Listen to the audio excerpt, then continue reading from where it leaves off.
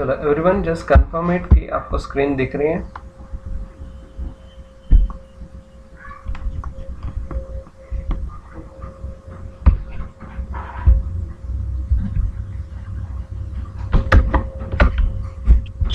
Screen visible नहीं है। Visible नहीं है अभी तक, चेक करो। Not visible.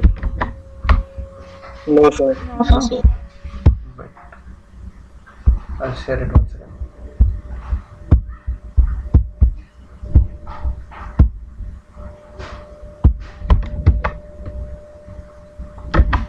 Now it is visible, right? Visible now. Yes sir. हम लोगों ने टाइप्स ऑफ डेटा, उसमें प्राइमरी और सेकेंडरी बेसिक इंट्रोडक्शन जो थे वो हम लोगों ने देखी है। अब जो हम लोग देखने वाले हैं वो है data collection methods. Primary data collection method जो थी वो हमें देखनी है।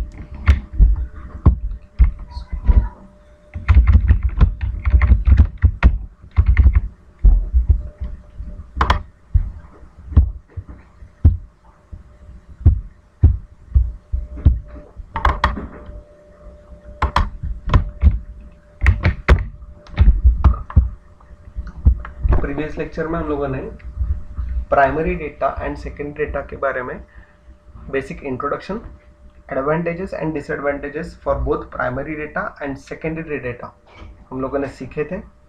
साथ ही साथ में सेकेंडरी डेटा कलेक्शन मेथड्स कौन कौन सी होती है वो भी हम लोगों ने सीखी थी।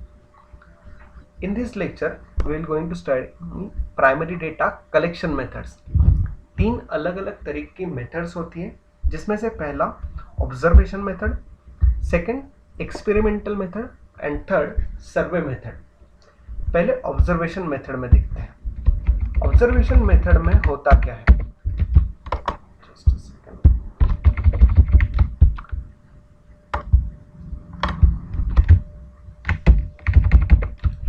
Observation means the careful and a systematic watching of facts as they occur in course of the nature.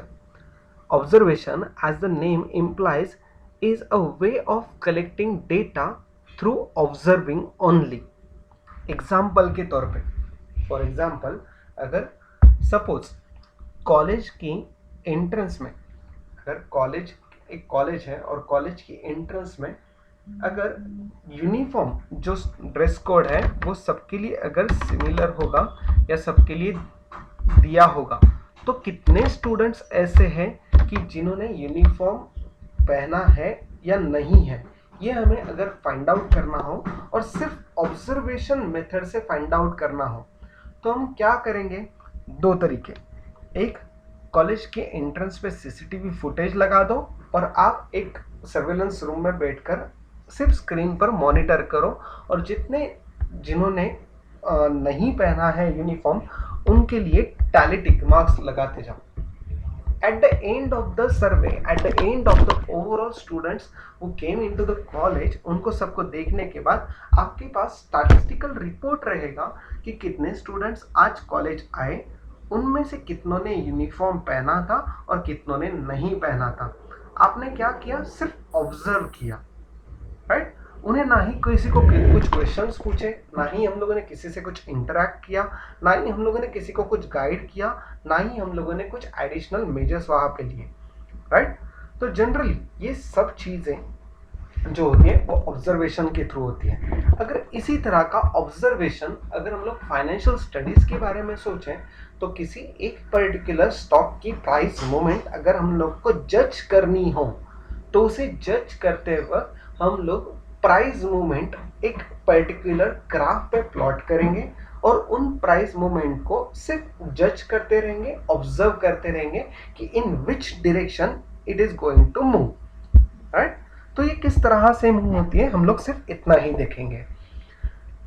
This method is classified as a participatory study because the researcher has to immerse herself in the setting where her respondents are while taking notes and or recording.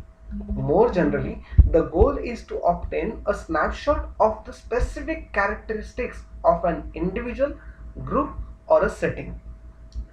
Behaviour analysis और behavioural study अगर हम लोगों को करनी हो तो किसी एक पर्सन या ग्रुप ऑफ पर्सन्स को अगर हमें स्टडी करना है तो उनके स्टडी के लिए उनके बिहेवियर को जज करने के लिए हमें डिफरेंट पैरामीटर्स पे उनके सामने सिचुएशंस वहाँ पे प्रेजेंट करनी होगी और उन सिचुएशन को हर एक इंडिविजुअल या ग्रुप ऑफ पर्सन्स किस तरह से रिएक्ट करता है उन रिएक्शंस को हम लोग नोट्स के थ्रू या रिकॉर्डिंग्स के थ्रू ऑब्जर्व करके लिखेंगे और वही नोट्स हमारी ओवरऑल डेटा रहेगा।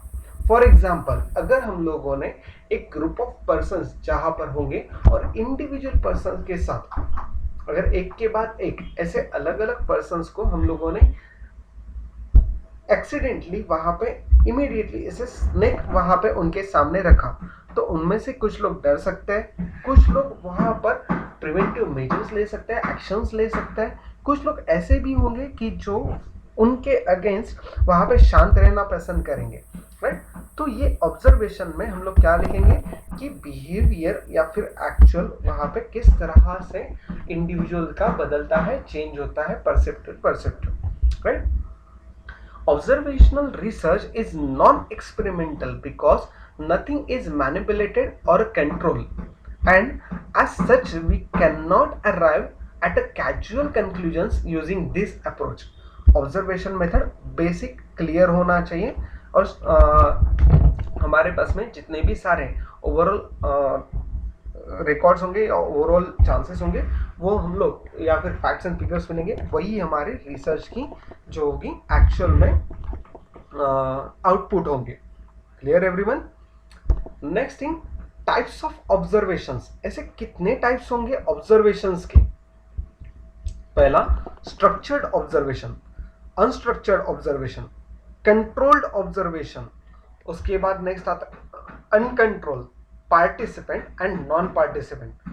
बेसिक अगर याद रखने होंगे तो याद रखने के लिए सिंपल, पहला होगा स्ट्रक्चर्ड, कंट्रोल, पार्टिसिपेंट, ये तीन याद रखो और उनके सामने अनस्ट्रक्चर्ड, अनकंट्रोल और नॉन पार्टिसिपेंट वहां पे ऐड कर दो तो हमें आंसर मिलेगा।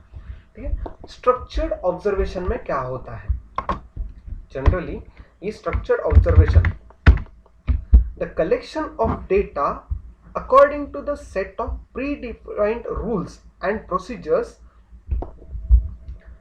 Here the researcher makes a careful observation of one or more specific behaviors in the structured setting. Structured setting मतलब कौन सी setting होगी? तो जनरली जब एक्चुअल में कोई ऑब्जर्वेशन हम लोग करने वाले हैं तो एक्सपेक्टेड ऑब्जर्वेशंस क्या हो सकते हैं हम लोग वो पहले देखेंगे और उन एक्सपेक्टेड ऑब्जर्वेशंस को हम लोग वहां पे एनालाइज करेंगे और उन पे टिक मार्क्स करेंगे। से फॉर एग्जांपल कि अगर स्नेक रखने के बाद एक तो सामने वाला इंसान डर सकता है, अटैक कर सकता है स्नेक पे, या फिर एकदम शांत रह के काम रह के वहां पे ज़्यादातर कोई चीज़ें या फिर कोई एक्टिविटीज नहीं करेगा, राइट। तो इन तरह की सभी ऑब्जर्वेशन मेथड्स में हम लोगों के पास में ऑप्शंस रहेगा कि किस तरह से हम लोग को डिसीजन लेनी है, राइट। तो वहीं पे हम लोग टिक मार्क करेंगे। Second thing, researcher using this approach are interested in a limited set of behaviors. This allows them to quantify the behaviors they are observing. Systematic procedure for data collection may also be used and provide a focus on a further structured observation. जो कोई भी हम लोग overall observation करने वाले हैं तो उन ऑब्जर्वेशन के लिए जो अप्रोचेस होंगे वो अप्रोचेस हमारे लिमिटेड सेट ऑफ बिहेवियर्स के साथ में हम लोग लेकर आएंगे, राइट। स्ट्रक्चर ऑब्जर्वेशन का example, patients reaction to hospital may be observed in different phases. The admission room में किस तरह से पेशेंट का रिएक्शन होता है, उसके बाद में initial contact with the ward या फिर initial contact with the doctors किस तरह से रिएक्ट होता है, देन ट्रीटमेंट जब चल रही हो उस फेज में किस तरह से रिएक्शन होगा, और एक्चुअल डिस्चार्ज के वक्त उसका किस तरह से रिएक्शन होता है। इन सभी रिएक्शंस को हम लोग ऑब्जर्व करना चाहते हैं तो उनमें किस तरह से रिएक्शंस होंगे वो हम लोग पहले ही प्री डिटरमाइंड रखेंगे, राइट। तो इसे हम लोग कहते हैं स्ट्रक्चर्ड ऑब्जर्वेशन। इसके वाइस से वर्सा क्या होगा? Unstructured observation. जिसमें the observer will record practically everything that is observed. Such study will be an unstructured observational study. At the beginning, the researcher has no definite idea of the particular aspect that need to focus.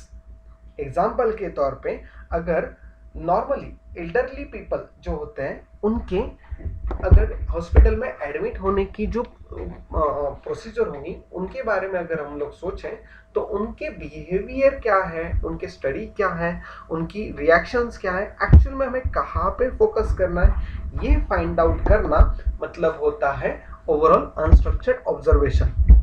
In unstructured observation के लिए जो researcher होता है वो researcher field में एक some general ideas के साथ में आता है, साथ ही साथ में वो जो रिलेवेंट होगी और कुछ जो रिलेवेंट नहीं होगी, और एक्चुअल वो उन सभी चीजों को वहां पे क्या करता है, ऑब्जर्व करता है.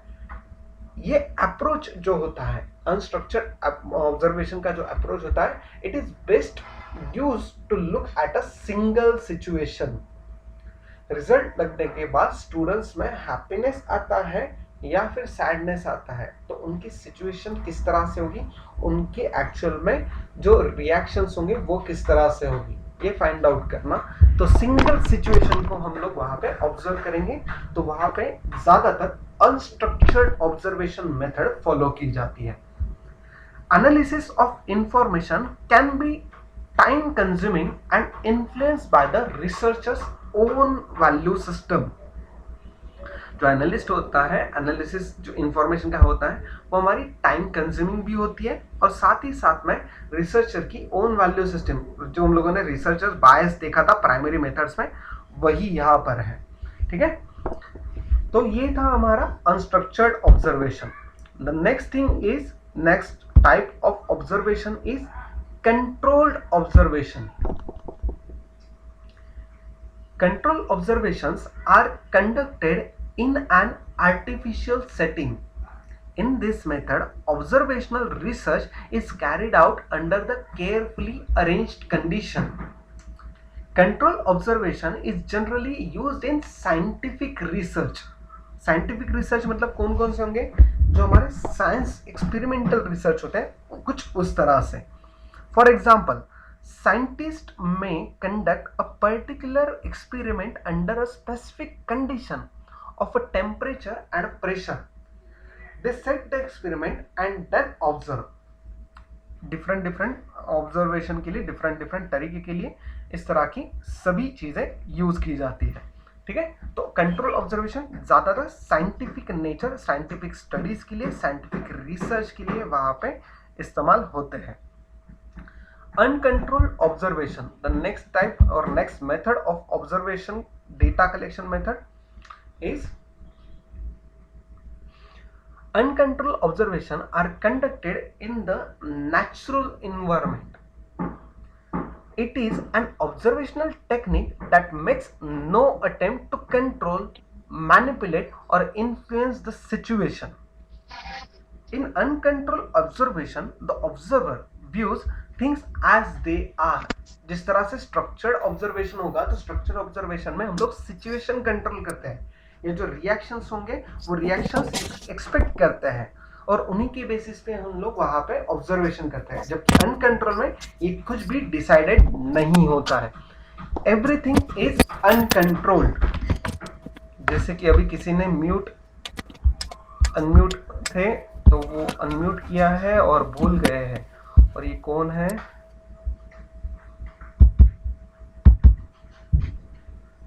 चलो ठीक है, थैंक यू फिर से म्यूट करने के लिए.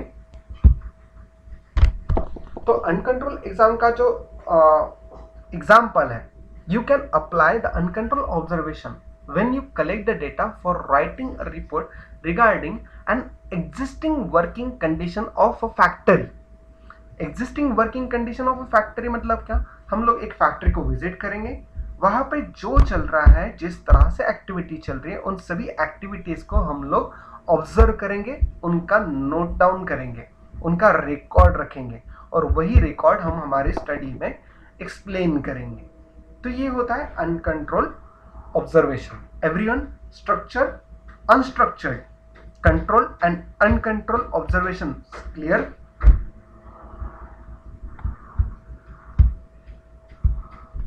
Say yes or no.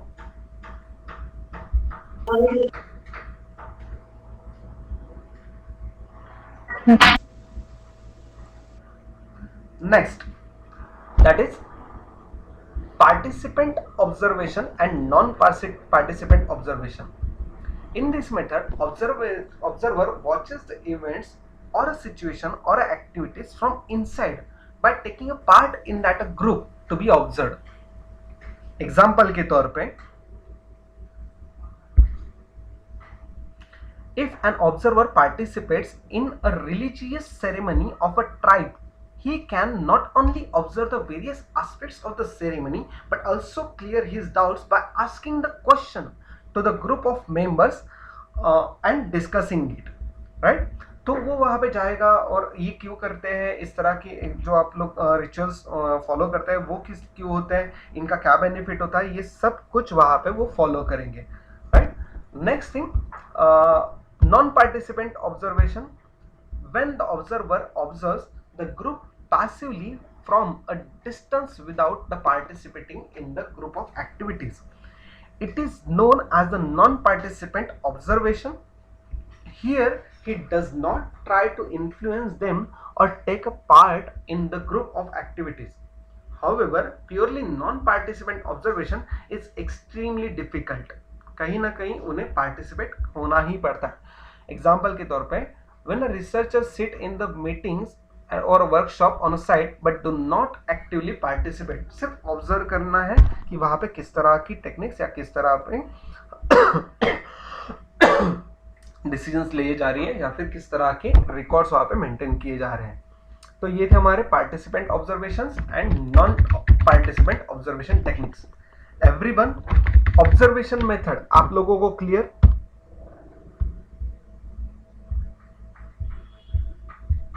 Everyone, yes or no? Yes, sir. Yes, sir. Okay. Meanwhile, before starting the experimental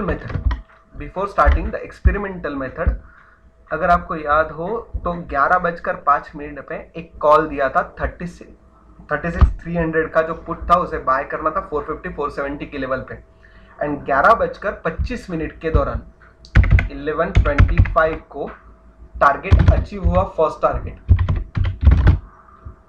target था 550 जो एक्चुअल में टच होके आया 556. You can check the candle और you can check the record and now it is trading at 508 5015 के range में. ठीक है, तो ये फिलहाल के लिए ट्रेडिंग चल रहा था. तो नेक्स्ट फिर से हम लोग आते हैं हमारे रिसर्च पे, जो कि है एक्सपेरिमेंटल मेथड. एक्सपेरिमेंटल मेथड होती क्या है? सिंपल, समझने के लिए भी सिंपल, और एक्चुअल में हमें उसके लिए ज्यादातर डीप स्टडी भी नहीं करनी होती. जिसका नाम ही सजेस्ट करता है, what is experimental method?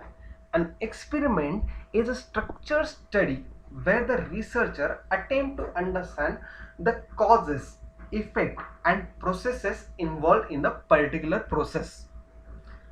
Say for example, अगर आप लोगों को इक्विटी शेयर्स के लिए अगर वहाँ पे रिसर्च कंडक्ट करनी हो और रिसर्च कंडक्ट करते वक्त आप लोगों को रिसर्च में न्यूज़, मार्केट में आने वाली आरबीआई पॉलिसीज के लिए जो कोई भी इफेक्ट्स शेयर की प्राइस मूवमेंट्स पे दिखेंगे वो आपको स्टडी करनी है.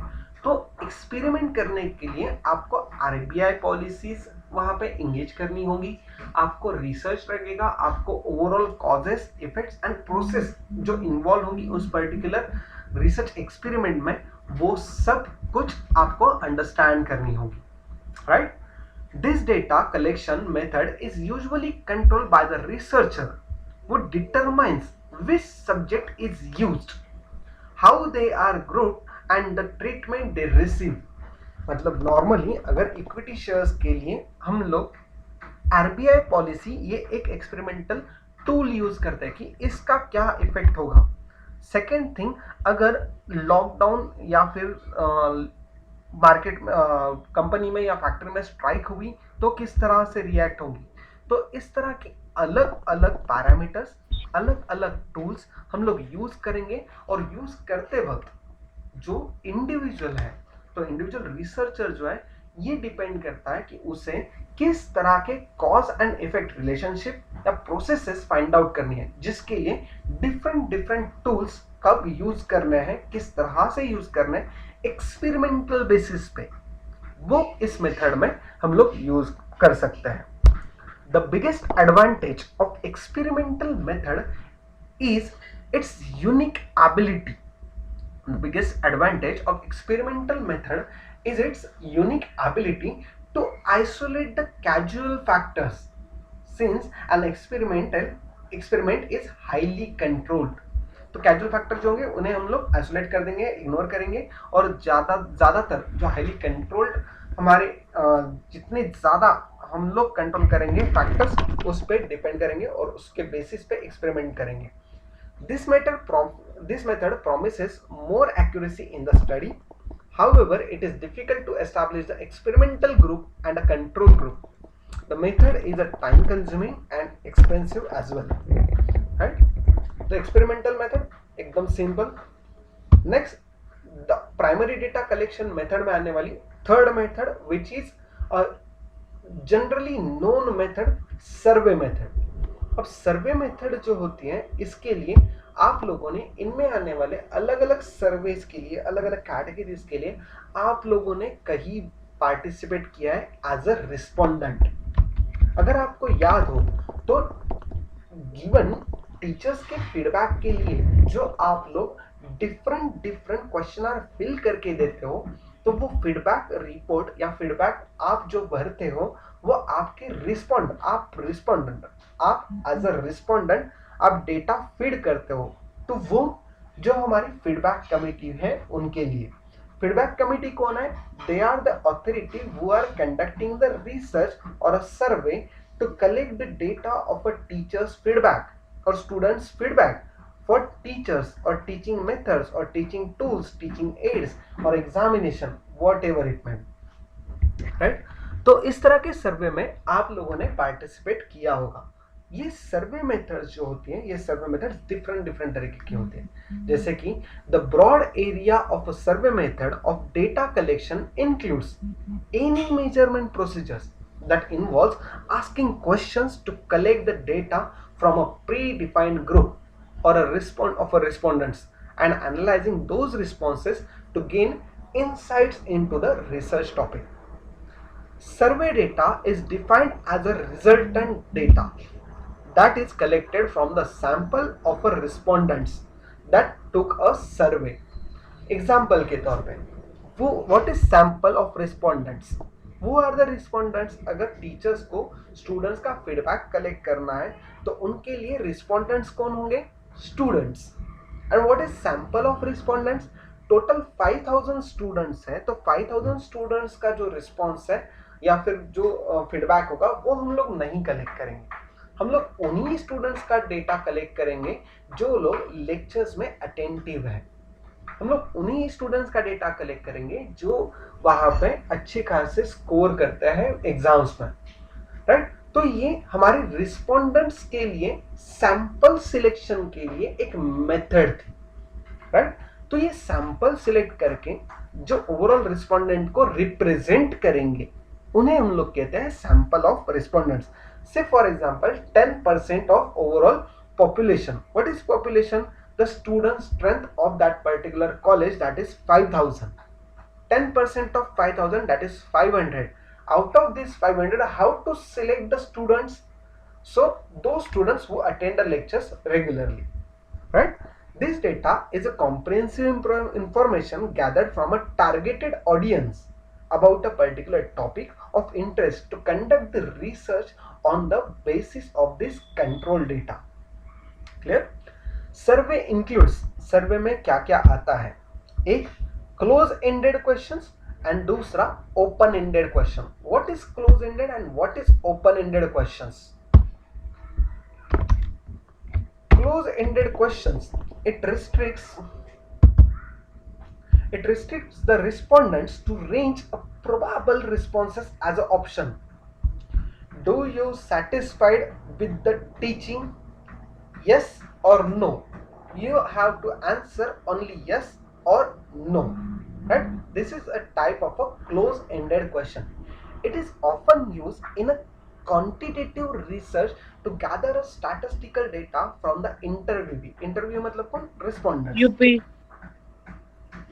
And there are different types of close-ended questions, including multiple choice and a Likert scales questions. What is multiple choice question? जो MCQs होता है, तो MCQs में suppose for example, which subject do you prefer, or which subject teacher is a good in a communication skill. So नीचे दिए गए हुए different subject के name है, equity research, financial market, financial derivatives, technical analysis, whatever it may be. You have to select multiple choice. You can select the multiple options from the given answers. Likert cells क्या होते हैं? तो range the questions. How do you agree? Your opinion about the teaching of a respected teacher. अगर इस तरह का question होगा तो range it as satisfied, strongly satisfied, neutral, not satisfied, strongly not satisfied. इस तरह के अलग अलग जो ऑप्शंस होते हैं वो लाइकर्ट स्केल्स के ऑप्शंस होते हैं.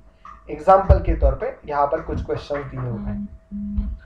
Do you enjoy the using your product? Yes और नो और आई डोंट नो. इन तीनों में से कोई एक सवाल हो सकता, आंसर हो सकता है, राइट? या फिर on a scale of 1 to 5 range are service delivery 1 as a poor and 5 as a excellent, right? इस तरह के क्वेश्चंस जो होते हैं वो क्लोज एंडेड क्वेश्चंस होते हैं जहां पर गिवन ऑप्शंस में से ही हमें आंसर सिलेक्ट करना होता है, जबकि इनके एग्जैक्टली वाइस वर्सा क्या होगा? Open ended questions. Open ended questions are those that can answered in many ways and allows the respondents to give the elaborate, thoughtful answer or anything else. Open-ended questions are typically used for the qualitative observation where attention is paid to an in-depth description of the research subject. Example के तौर पे अगर सोचना हो तो open ended question किस तरह से होता है? आप लोगों को फीडबैक के स्टूडेंट फीडबैक खत्म होने के बाद जो क्लोज एंडेड सभी होते हैं वो खत्म होने के बाद लास्ट में any suggestions from your side as a student to teachers और to anything which is relevant to the college. अगर इस तरह का सजेशन आप लोगों को पूछा गया तो ये सजेशन आप लोगों को आंसर देना है, और सजेशन आप आपके थॉटफुल बिहेवियर से, आपके थॉट से दोगे. आप एलोबरेटिव नेचर में आप उसे मेंशन कर सकते हो, राइट? तो इस तरह के ऑब्जर्वेशंस, इस तरह की जो टेक्निक्स होती है या फिर जो मेथड्स होती हैं वो ओपन एंडेड क्वेश्चंस से हम लोग कलेक्ट करते हैं, सर्वे मेथड से कलेक्ट करते हैं. Examples of open ended questions. What do you think about the new packaging? किसी भी प्रोडक्ट की पैकेजिंग के बारे में आपको पूछा है तो आप अपने हिसाब से आंसर दे सकते हो, और different respondents will give the different answers as per their perceptions. Next, how can we improve our services?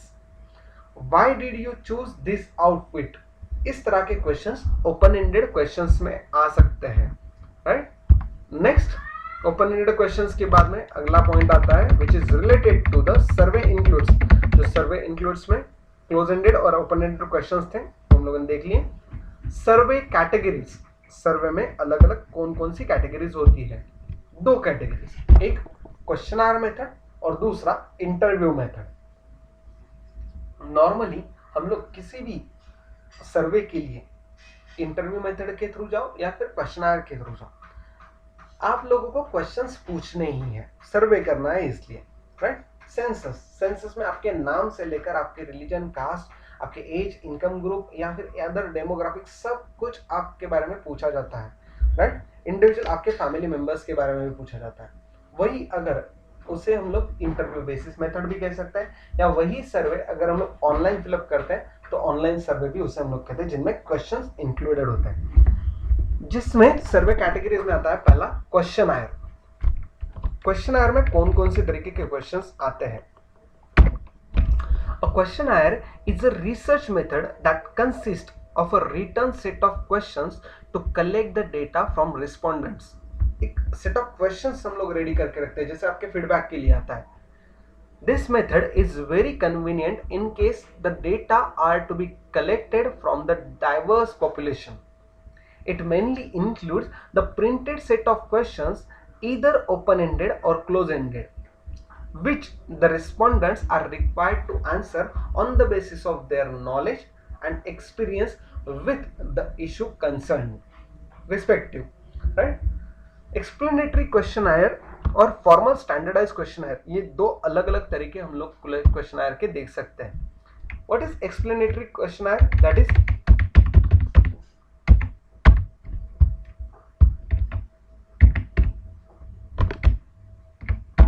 explanatory questionnaire.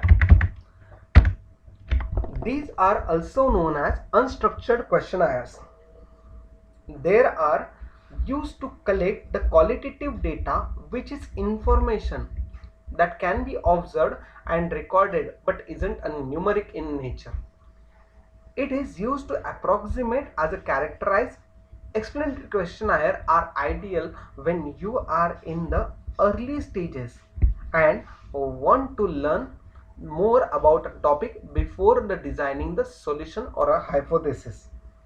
In short, qualitative questioners या फिर क्वालिटेटिव क्वेश्चंस, एक्सप्लेनेटरी क्वेश्चंस, ये किस तरह से होते हैं? जो हमारे ओपन एंडेड क्वेश्चंस होते हैं। इन ओपन एंडेड क्वेश्चंस को हम लोग जनरल पब्लिक को या पायलट स्टडी करते वक्त डिफरेंट रिस्पोंडेंट्स को हम लोग पूछते हैं, और उनके बेसिस पे हम लोग टॉपिक सिलेक्शन, टॉपिक कंफर्मेशन और साथ ही साथ में हमारी एक्चुअल में फाइनल क्वेश्चनर प्रिपरेशन के लिए यूज में लेते हैं। जबकि फॉर्मल स्टैंडर्डाइज क्वेश्चनर, जिससे हम लोग क्वांटिटेटिव क्वेश्चनर्स भी कहते हैं, ये दोनों याद रखना, ऑब्जेक्टिव में पूछा जा सकता है। Explanatory questionnaires is also known as dash dash questionnaire qualitative. Similarly यहाँ पर क्वांटिटेटिव जो फॉर्मल स्टैंडर्डाइज क्वेश्चनर्स हो सकते हैं, राइट? फॉर्मल स्टैंडर्डाइज क्वेश्चनर में क्या होगा? They also known as structured questionnaire. They are used to collect the quantitative data, which is information recorded as a count of a numeric value. The data is a quantifiable, which means it can be used for the mathematical calculation or a statistical analysis. For an example of a quantitative data would be the answer to the following question: how old are you? Which requires a numerical reply. Normally, अगर हम लोग कोई question पूछता है कि what is your income, तो what is your income, how much is your income, तो here we need the numerical data. That's why we called it as a structured questionnaire or a quantitative questionnaire, where we calculate or we collect the data from a huge number of respondents and which answers in also in terms of the numbers, right? Formal questionnaire and explanatory questionnaire, which is the basic survey categories of the questionnaires, right? Next, interview. Interview simply हम सबको पता है कि interview किस तरह से होता है, क्या होता है, लेकिन फिर भी इंटरव्यू मेथड से अगर हम लोग सर्वे करते हैं तो it is a method of a data collection that involves two groups of people, where the first group is the interviewer जो इंटरव्यू लेते हैं, and second is the interviewee जो इंटरव्यू देते हैं, वो जो हमारे रिस्पोंडेंट होते हैं। इंटरव्यूअर कौन होगा? जो हमारा एक्चुअल में रिसर्च पर्सन है या रिसर्चर है, और इंटरव्यूवी कौन होगा? जो हमारे रिस्पोंडेंट्स है वो। The question and responses during an interview may be oral और वर्बल एज द केस में बी। ओरल और वर्बल क्या होते हैं? एक तो रिटन होंगे या फिर नॉर्मल होंगे, उस तरह से, right? Everyone, meanwhile the second target of 580, you can take it on your demat account is achieved at 11:44. ठीक है, तो ये जो ओरल और वर्बल जो हमारे क्वेश्चन आयर्स होता है, इन क्वेश्चन आयर्स को हम लोग इंटरव्यू में पूछते हैं. जनरली इंटरव्यू लेते वक्त हम लोग person to person, man to man, या फिर हम लोग एज अ रिटर्न उन्हें पूछ सकते हैं. राइट, इंटरव्यू में 3 अलग अलग मेथड्स हैं. एक स्ट्रक्चर्ड, दूसरा सेमी स्ट्रक्चर्ड एंड तीसरा अनस्ट्रक्चर्ड इंटरव्यू. अगर आप क्वेश्चन आयर में देखोगे तो एक्सप्लेनेटरी क्वेश्चन आयर कौन से होंगी, तो ये हमारी अनस्ट्रक्चर्ड क्वेश्चन आयर्स है. फॉर्मल स्टैंडर्डाइज क्वेश्चन आयर या क्वालिटेटिव क्वेश्चन आयर्स ये कौन सी होगी, तो ये हमारी स्ट्रक्चर्ड क्वेश्चन आयर्स है. तो इसी तरह से स्ट्रक्चर्ड और सेमी स्ट्रक्चर्ड और अनस्ट्रक्चर्ड इंटरव्यू यहाँ पर होता है. Right, what is structured interview, जहाँ पे इंटरव्यू जो लेना है उसके बेसिस पे जो ऑल क्वेश्चंस है वो ऑल क्वेश्चंस पहले से स्टैंडर्डाइज ऑर्डर में प्रिपेयर करके रखे जाते हैं. राइट, जैसे कि टेलीफोनिक इंटरव्यू अगर किसी पर्टिकुलर एमपी या एमएलए का लेना हो तो उनके लिए एडवर्टाइजमेंट कंपनी को या फिर किसी मीडिया कंपनी को वहां पे पहले से सेट ऑफ क्वेश्चंस रेडी रखने होंगे. Right, the interview collects the responses of the candidates and grades them against a scoring system.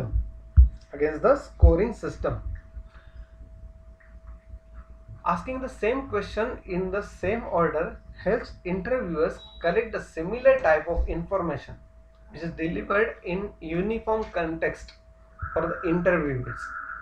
There are many ways in which the structured interviews can be conducted. For example, over a phone, face to face, over the internet or anywhere else. Structured interview questions can be open-ended or close-ended.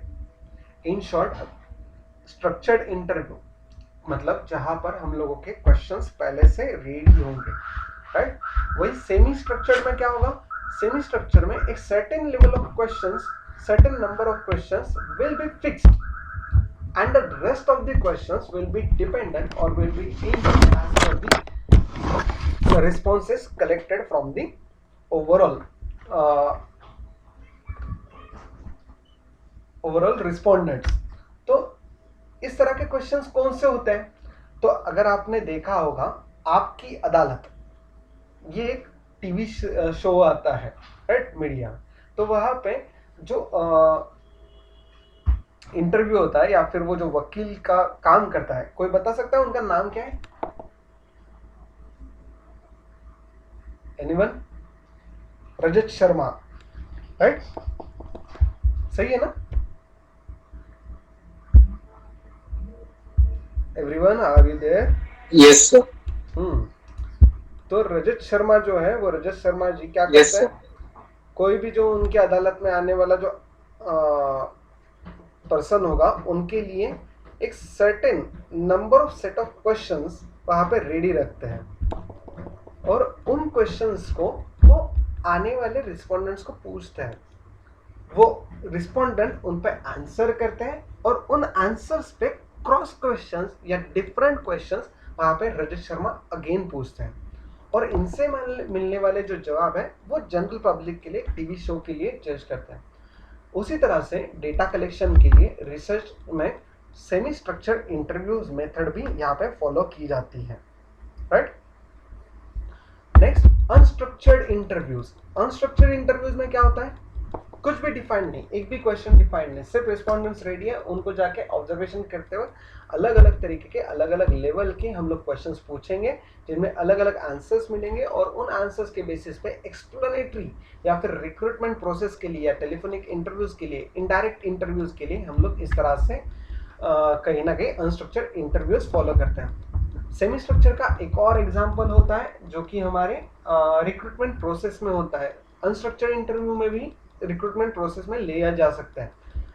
Semi structure interview जब campus recruitment होती है तो campus recruitment में semi structured interviews conduct किए जाते हैं. जबकि अगर कोई सीईओ, सीएफओ या फिर कोई हायर ऑथोरिटीज की लेवल की इंटरव्यूज होंगी तो वहां पे अनस्ट्रक्चर्ड इंटरव्यूज कंडक्ट किए जाते हैं, राइट। तो एवरीवन, इंटरव्यूज में आने वाले स्ट्रक्चर्ड, सेमी स्ट्रक्चर्ड और अनस्ट्रक्चर्ड इंटरव्यूज आप लोगों को क्लियर। जो सर्वे कैटेगरीज हम लोगों ने सर्वे मेथड के अंदर देखी है, everyone clear? Everyone, Yes, sir. जो प्राइमरी डेटा Yes, कलेक्शन में sir. आने वाले ऑब्जर्वेशन, एक्सपेरिमेंटल एंड सर्वे, ये बेसिक 3 मेथड आप लोगों को सबको क्लियर? बाकी लोग भी आंसर करो।